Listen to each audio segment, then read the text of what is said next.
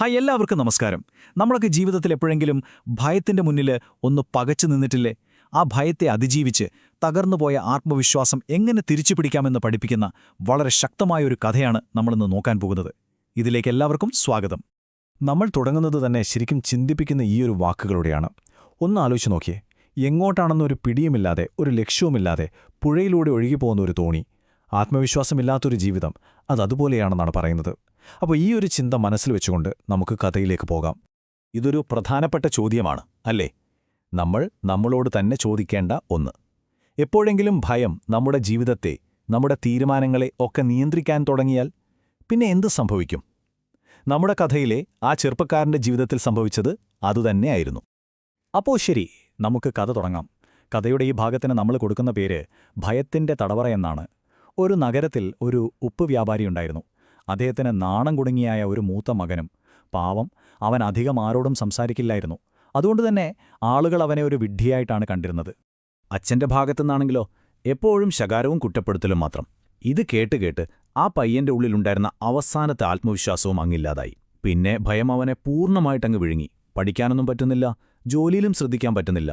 എന്തിനേറെ, പരീക്ഷയ്ക്ക് ഉത്തരം അറിയാമെങ്കിൽ പോലും പേടി കാരണം അവനൊന്നും എഴുതാൻ പോലും കഴിഞ്ഞില്ല. അങ്ങനെ ഇരിക്കുമ്പോഴാണ് ആ സംഭവം നടക്കുന്നത്. ഇനിയെങ്കിലും അച്ഛനെ നിരാശപ്പെടുത്തരുതെന്ന് വിചാരിച്ച് അവൻ കടയിൽ സഹായിക്കാൻ നിന്നു. പക്ഷേ ഓരോ ആളുകൾ വരുമ്പോഴും അവന് നെഞ്ചിടിപ്പാണ്, പേടിയാണ്. അവന്റെ വെപ്രാളം കണ്ടിട്ട് കൗശലക്കാരായ കുറച്ചുപേർ അവനെ പറ്റിച്ച് കടയിലുണ്ടായിരുന്ന ഉപ്പുചാക്കുകളെല്ലാം കൊണ്ടുപോയി. വൈകുന്നേരം അച്ഛൻ വന്നു നോക്കുമ്പോഴോ കട കാലി. ദേഷ്യമെന്ന അച്ഛൻ അവനോട് അലറി. ആ വാക്കുകൾ അത് ശരിക്കും ഒരു കടാര പോലെ അവന്റെ നെഞ്ചിൽ തറച്ചു. അവന്റെ ജീവിതത്തിലെ ഏറ്റവും വലിയ വീഴ്ചയായിരുന്നു അത്. അച്ഛന്റെ ആ വാക്കുകൾ കേട്ട് അവന്റെ ലോകം തന്നെ ഇല്ലാതായ പോലെയായി. ഇവിടെ നിന്നാണ് നമ്മുടെ കഥ അടുത്ത ഘട്ടത്തിലേക്ക് പോകുന്നത്. പ്രതീക്ഷയൊക്കെ പൂർണ്ണമായിട്ടും നഷ്ടപ്പെട്ട് അവൻ കടുത്ത നിരാശയിലേക്ക് വീഴുകയാണ്.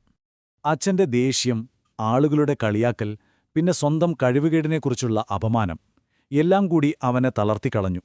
ഞാൻ ഒന്നിനും കൊള്ളാത്തവനാണ് എന്നവൻ സ്വയം വിശ്വസിച്ചു. ഇനി ഇങ്ങനെ ജീവിച്ചിട്ട് കാര്യമില്ലെന്ന് കരുതി ജീവിതം അവസാനിപ്പിക്കാനായി അവൻ പുഴക്കരയിലേക്ക് നടന്നു. പക്ഷേ ആ അവസാന നിമിഷം അവിടെയുണ്ടായിരുന്ന ഒരു പ്രായമായ ആൾ അവനെ കണ്ടു. ഓടിച്ചെന്നവന്റെ കയ്യിൽ പിടിച്ച് പിന്നോട്ട് വലിച്ചു. രക്ഷപ്പെട്ടപ്പോൾ അവന് സന്തോഷമൊന്നുമല്ല തോന്നിയത്, ദേഷ്യമാണ്. അവൻ ആ വൃദ്ധനോട് ചോദിച്ചു, എന്തിനാ എന്നെ രക്ഷിച്ചത്? എന്റെ ജീവിതത്തിന് ഒരു അർത്ഥവുമില്ല. അത്രയ്ക്കവൻ തകർന്നുപോയിരുന്നു. ഇവിടെ വെച്ചാണ് കഥ മാറുന്നത്. ഒരു ടേണിംഗ് പോയിന്റ്. ആ ജ്ഞാനിയായ വൃദ്ധൻ ഒരു രക്ഷകനായി മാറുകയാണ്. പുതിയൊരു ജീവിതം കൊടുക്കാനായി അദ്ദേഹം അവനു മുന്നിൽ ഒരു വെല്ലുവിളി വെച്ചു. അദ്ദേഹം പറഞ്ഞു, നീ എനിക്കു വേണ്ടി 3 കാര്യങ്ങൾ ചെയ്താൽ ഞാൻ നിന്റെ ജീവിതം മാറ്റിത്തരാം. ആ ഇരുട്ടിൽ ഒരു ചെറിയ വെളിച്ചം കണ്ടപോലെയായിരുന്നു അവന്. എന്തായാലും ഒന്നും നഷ്ടപ്പെടാനില്ലല്ലോ. അതുകൊണ്ട് അവൻ ആ വെല്ലുവിളി ഏറ്റെടുത്തു. അപ്പോ എന്തൊക്കെയായിരുന്നു ആ 3 ടാസ്കുകൾ എന്ന് നോക്കാം. ഓരോന്നും ശരിക്കും ചിന്തിച്ചുണ്ടാക്കിയതായിരുന്നു. ഒന്നാമത്തത്, അപരിചിതരായ 10 പേരോട് സംസാരിച്ച് അവരുടെ കഥകൾ എഴുതുക. എന്തിനാണെന്നോ, ആളുകളോട് സംസാരിക്കാനുള്ളവന്റെ പേടി മാറ്റാൻ. രണ്ടാമത്തത്, 10 കുട്ടികളെ വെള്ളത്തിന്റെ പ്രാധാന്യം പഠിപ്പിക്കുക. തനിക്കൊന്നും അറിയില്ലെന്നുള്ള ആ അവകർഷതാബോധം മാറ്റാനായിരുന്നു ഇത്. ഇനി മൂന്നാമത്തത്, അതാണ് ഏറ്റവും കഠിനം, അച്ഛൻ്റെ അടുത്തേക്ക് തിരികെ പോയി വിനയത്തോടെ ക്ഷമ ചോദിക്കുക. അവന്റെ ഏറ്റവും വലിയ ഭയത്തെ നേരിടുക. തുടങ്ങിയപ്പോൾ നല്ല വിറയലുണ്ടായിരുന്നു. പക്ഷേ അവൻ ആളുകളോട് സംസാരിച്ചു, കുട്ടികളെ പഠിപ്പിച്ചു. അങ്ങനെ ഓരോ ടാസ്കും പൂർത്തിയാക്കുമ്പോൾ അവന്റെ ഭയം പതിയെ പതിയെ മാഞ്ഞു പോകുന്നത് അവൻ തന്നെ തിരിച്ചറിഞ്ഞു. അവന്റെ തല ഉയർന്നു, ശബ്ദത്തിന് ഉറപ്പുവന്നു. ഉള്ളിലെ ഭയത്തിന്റെ ചങ്ങലകൾ ഓരോന്നായി പൊട്ടുകയായിരുന്നു. അങ്ങനെ അവൻ 3 ടാസ്കുകളും പൂർത്തിയാക്കി. ഇനി നമ്മൾ വരുന്നത് കഥയിലെ ഏറ്റവും പ്രധാനപ്പെട്ട ഭാഗത്തേക്കാണ്. യഥാർത്ഥ രഹസ്യം വെളിപ്പെടാൻ പോവുകയാണ്.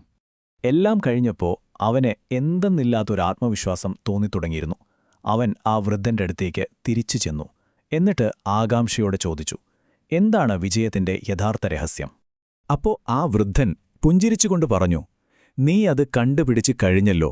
നിന്റെ യഥാർത്ഥ ശത്രു നിന്റെ നാണം കുണുങ്ങിയ സ്വഭാവമായിരുന്നില്ല, അത് ഭയമായിരുന്നു.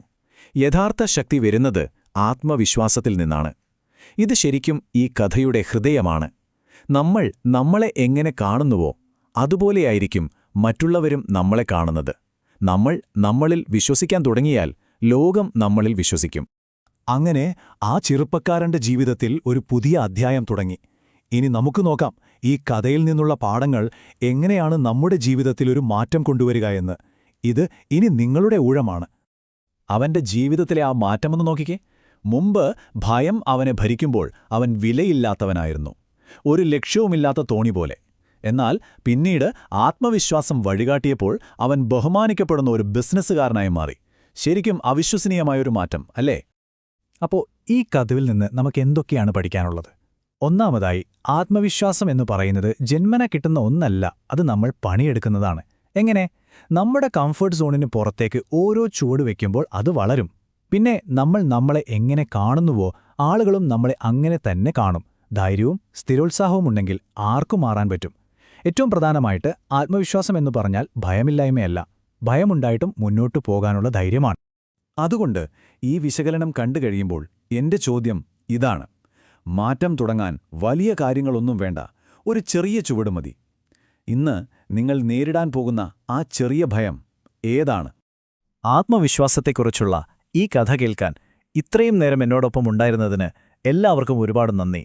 ഈ കഥ നിങ്ങൾക്കൊരു പ്രചോദനമായെങ്കിൽ, അല്ലെങ്കിൽ ഇത് മറ്റാർക്കെങ്കിലും ഉപകാരപ്പെടുമെന്ന് തോന്നുന്നുണ്ടെങ്കിൽ, ദയവായി ഈ വിശദീകരണം ഒന്ന് ലൈക്ക് ചെയ്യുക. അപ്പോൾ ഇത് കൂടുതൽ ആളുകളിലേക്കെത്തും. നിങ്ങളുടെ ജീവിതത്തിൽ പോസിറ്റീവായ മാറ്റങ്ങൾ കൊണ്ടുവരാൻ സഹായിക്കുന്ന ഇതുപോലുള്ള കൂടുതൽ കഥകൾക്കും വിശകലനങ്ങൾക്കുമായി ഈ ചാനൽ സബ്സ്ക്രൈബ് ചെയ്യാൻ മറക്കരുത്. നമുക്ക് വീണ്ടും കാണാം. അതുവരെ ധൈര്യമായി മുന്നോട്ടു പോകുക.